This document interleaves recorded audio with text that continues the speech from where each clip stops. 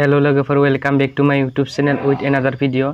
स' लोगोफोर, नोंथांमोना नायगासिनो दङ बड' लेंगुवेज जिके यूट्यूब चैनल। स' नोंथांमोना फार्स्टआवनो आंनि बे चैनेलाव गोदानब्ला अन्नानै चैनेलखौ साबस्क्राइब, लाइक, कमेन्ट, शेयार खालामना होनो थाखाय गुरै खावलायहरनाय थाबाय।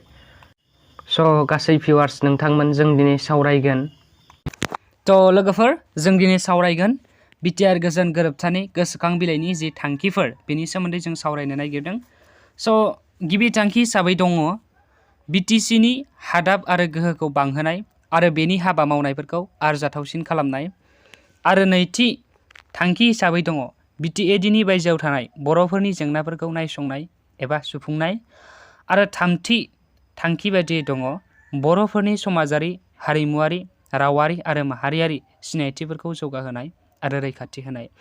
आरो ब्रैथि थांखि हिसाबै दङ ट्राइबेलफोरनि हा-हुनि मोनथायफोरखौ आयेनारि रैखाथि होनाय। आरो बाथि थांखि हिसाबै दङ ट्राइबेल ओनसोलफोराव जौगाखांनायनि हाबाफारिखौ रोखा खालामनाय।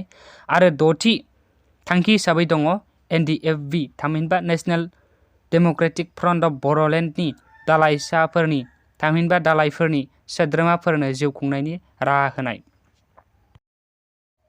गाहायै B.T.R एकर्डनि जि थांखिफोर बे मोनद' थांखियानो गाहायै गुदि आरो बे मोनद' थांखिखौ लानानैनो B.T.R दाजादों। आरो B.T.R जि थांखि बे थांखिया गासै मोनद' रोखोमनि थांखिफोरखौ लानानै दानाय जादों।